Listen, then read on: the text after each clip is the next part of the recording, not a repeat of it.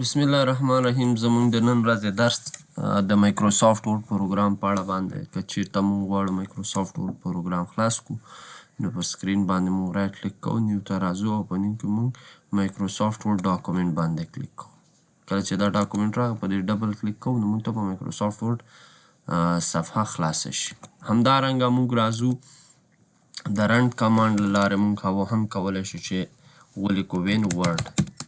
موږ ته به مایکروسافټ ورډ پروګرام خلاص شي.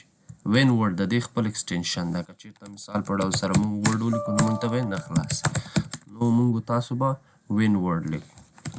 د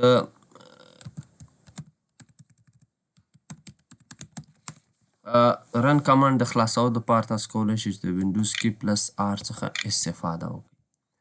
کله چې موږ ته د مایکروسافټ ورډ پروګرام صفحه خلاصه شوه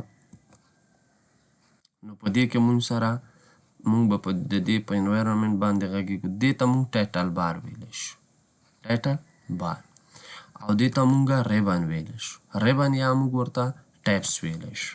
دې هر یو همدارنګه په دې کې چې دا موږ سره کیپشنز بټن دي، دې درې بټن ته موږ کیپشنز بټنز ویلی شو، کیپشن بټنز، چې دې ته موږ کلوز وایو، یعنې د دې په مرسته زموږ پروګرام چې ده په مکمل ډول سره بندیږي. بل ورپسې چې ده رستور ډاون یا مکزیمایز ده. که په دې باندې موږ کلیک وکړو نو موږ ته دا صفحه کوچنۍ کوي، رستور ډاون، او که چیرته بیا پرې کلیک کړو مکزیمایز نو دا صفحه به موږ ته غټه کړي. بله خبره د مینیمایز ده. د مینیمایز په مرسته زموږ د ورډ پروګرام صفحه به ټس بار سکرین ته راځي، نو موږ بیرته کولی شو چې په دې باندې کلیک وکړو دې پروګرام ته لاړ شو. په دې کې موږ ورټیکل سکرول بار لرو، یعنې د دې په مرسته ته کولی شي صفحه ښکته پورته ویسي. همدارنګه په دې کې رولر ده، دې ته موږ رولر ویلی شو. په مایکروسافټ ورډ پروګرام کې دې ته موږ رولر ویلی شو.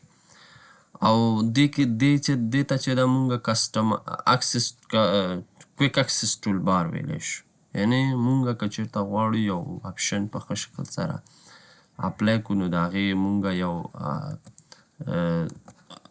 آیکن چې ده موږ دلته په دې ټایټل بار باندې راولو، هغې نه په اسانۍ سره استفاده کوو. مثال په ډول سره ده د پرنټ یو آیکن موږ دلته راوړ.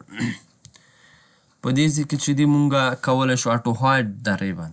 مثال که چیرته دغه ریبن موږ غواړو چې موږ ته دې شو نه شي نو موږ په دې باندې کلیک کوو، ریبن به موږ ته نه ښکاري. بیا به راشو په دې باندې به شو ټیپس، یوازې موږ ته ټیپس وښایه، دا ټیبونه موږ ته وښایه. او که چیرته زه ورته وایم چې شو ټیپس اینډ کمانډس، ټیب هم راته وښایه او کمانډس هم راته وښایه، نو په دې باندې به کلیک کوو، موږ ته به دا ټول وښیي. نو دا زموږ د